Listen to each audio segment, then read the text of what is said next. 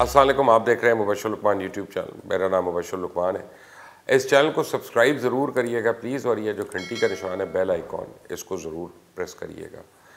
इस वक्त दुनिया भर में अफ़गानिस्तान मौजूद बहस है। अमरीका और इसके मगरबी इत्तेहादी बदतरीन शिकस्त के बाद डैमेज कंट्रोल करने की कोशिश कर रहे हैं और तालिबान के लिए पाबंदी और फंड रोक कर उनका काम मुश्किल बनाने की कोशिश कर रहे हैं।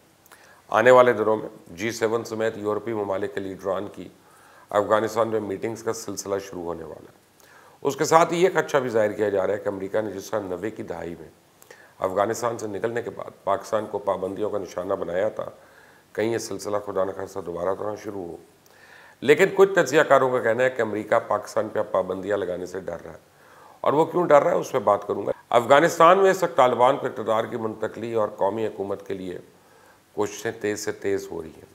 ख़वातीन के हकूक़ समेत दीगर चीज़ों पर भी अमेरिका ये कहने पर मजबूर हो गया कि 2001 के तालिबान 2021 के तालिबान से मुख्तलिफ थे, जबकि तालिबान के नाक़िद अभी भी ये मुसलसल कह रहे हैं कि सिर्फ नज़र का धोखा है और शायद तालिबान अपनी बातों से मुकर जाएं। लेकिन जब तालिबान के बदतरीन दुश्मन और नाक़िद मीडिया अभी भी तालिबान पर वही इल्ज़ामात दोहरा रहा है जो अमेरिका ने अफ़गानिस्तान पर कब्ज़े से पहले शुरू किए थे, और उन्हें अभी भी ज़ालिम और जाहिल दरिंदों से तशबीह दे रहे हैं, जबकि पाकिस्तान और भारत में ये बहस चल रही है कि तालिबान पाकिस्तान के कितने कंट्रोल में है। एक तरफ भारतीय फ़ौज के रिटायर्ड कर्नल धनवीर ये कह रहे हैं कि पाकिस्तान ने अफ़गानिस्तान में कमाल कारनामा सर अंजाम दिया। पाकिस्तान की खुफिया एजेंसी ने न सिर्फ वहाँ के वॉर लॉर्ड्स और दीगर बाज़ अफराद को बगैर लड़े कब्ज़ा छोड़ने पर राज़ी किया, बल्कि वहाँ अफ़गान फ़ौज के जनरल से भी इसके राब्ते थे। क्या कहा उन्होंने? Watch this. इन सारे ऑपरेशंस में सबसे अहम ऑपरेशन जो था वो इंटेलिजेंस ऑपरेशन था। आईएसआई की दाद देनी चाहिए, आईएसआई ने बहुत ही शानदार काम किया। उन्होंने जितने भी ये प्रोविंसेस के जो गवर्नर्स थे, जितने भी वहां पे वॉरलॉर्ड्स थे, उनके साथ में सांठगांठ बिठाई, उनको अपने साइड में लिया, और यहां तक भी सुनने में आ रहा है कि अफगानिस्तान फौज के जर्नैल तक उन्होंने तोड़ लिए और उनको भी अपने साथ मिला लिया।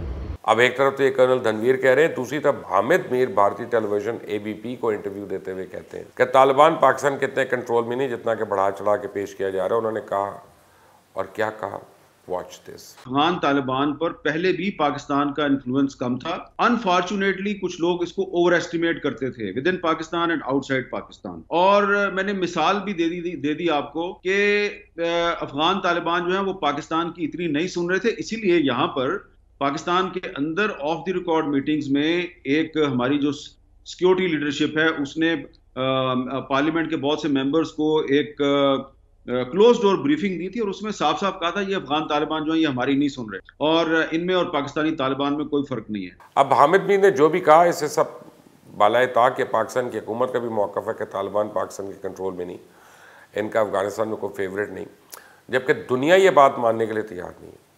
अमेरिका तालिबान को मुज़ाकरात की मेज़ से पाकिस्तान की मदद से लाया और आखिर तक पाकिस्तान पे ये प्रेशर डालता रहा कि तालिबान को उनकी मर्ज़ी की मुज़ाकरात की मेज़ पे लाया जाए।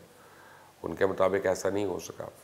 तालिबान के काबुल पर कब्ज़े के बाद पाकिस्तान के वज़ीर-ए-आज़म इमरान खान ने कहा कि अफ़गानिस्तान ने ग़ुलामी की ज़ंजीरें तोड़ दी हैं, जबकि इनके मुशीरों ने भी तालिबान की फ़तह पर खुशी का इज़हार करने में कोई कसर नहीं छोड़ी। लेकिन सूरत हाल का सही जायज़ा लेने के लिए इस बात को मद्देनज़र रखने की ज़रूरत है कि पाकिस्तान के अफ़गानिस्तान से ताल्लुकात इसकी सालमियत का मसला है। अमेरिका की अफ़गानिस्तान में जंग की पाकिस्तान ने एक भारी कीमत चुकाई है। पाकिस्तान और अफ़गानिस्तान का मसला 1950 से शुरू हो गया था, जब अफ़गानिस्तान ने न सिर्फ पाकिस्तान को तस्लीम करने से इनकार किया, बल्कि इसके ट्राइबल एरिया और बलूचिस्तान पर प्रॉक्सी वॉर्स का भी आगाज़ कर दिया और पश्तून नेशनलिज्म और अलहदगी पसंदों को खूब हवा दी। मगरबी मीडिया के मुताबिक 1974 में जुल्फ़िकार अली भुट्टो ने पाकिस्तान की खुफिया एजेंसी में एक सेल बनवाया जो रशिया के 1979 में अमू दरिया क्रॉस करने से पहले 50 जिहादी तंजीमें खड़ी कर चुके थे।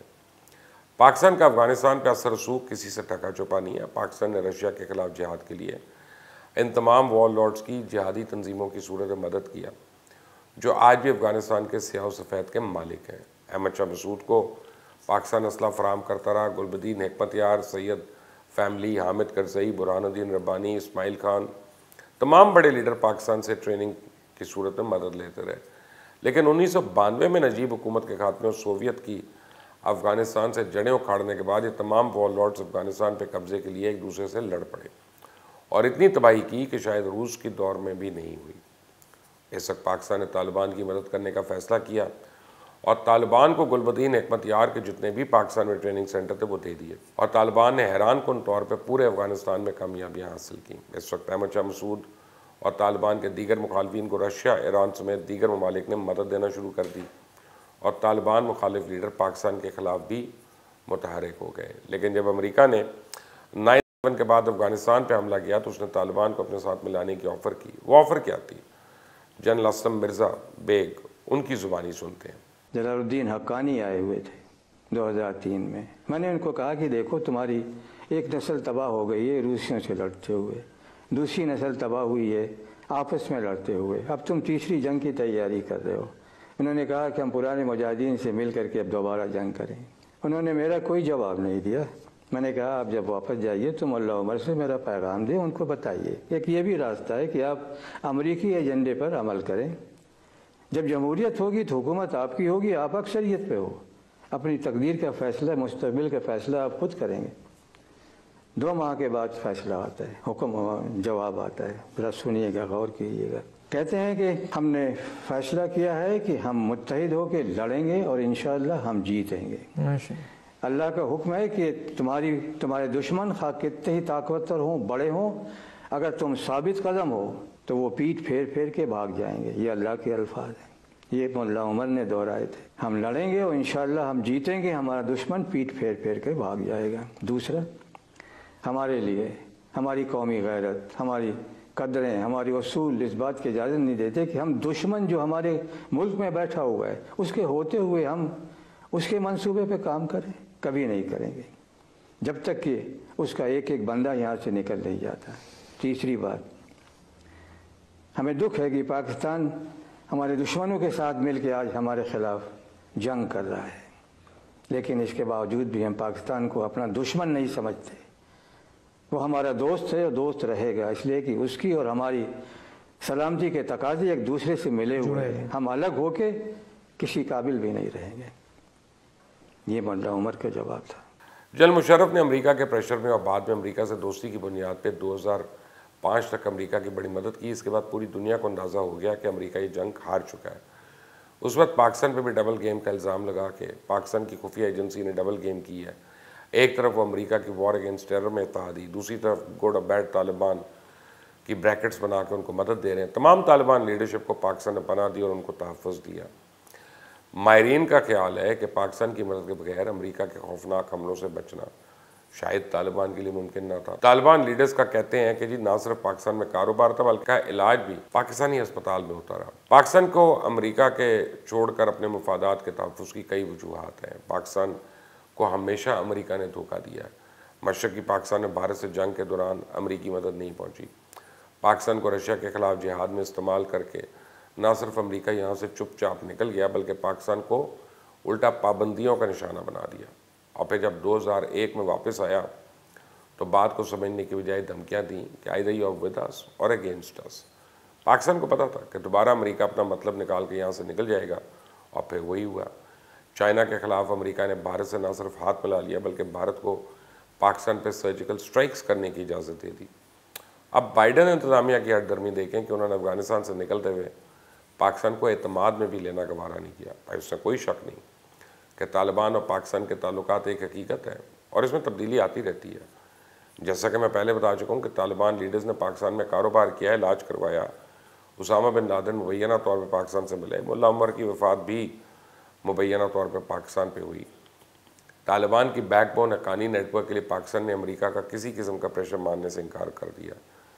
लेकिन पाकिस्तान हमेशा ये कहता आया कि इसके तालिबान से कोई ताल्लुकात नहीं और अफगानिस्तान में कोई भी फेवरेट नहीं रहा। लेकिन मगरब और पाकिस्तान के इत्तेहादी ये मानने के लिए तैयार नहीं। अशरफ गनी ने वर्ल्ड ट्रेड ऑर्गेनाइजेशन की कॉन्फ्रेंस में कहा था कि जो ये कहते हैं कि पाकिस्तान तालिबान के ऑपरेशन के लिए महफूज जन्नत नहीं, वो ये भी कह सकते हैं कि ज़मीन सूरज के गिर्द नहीं घूमती।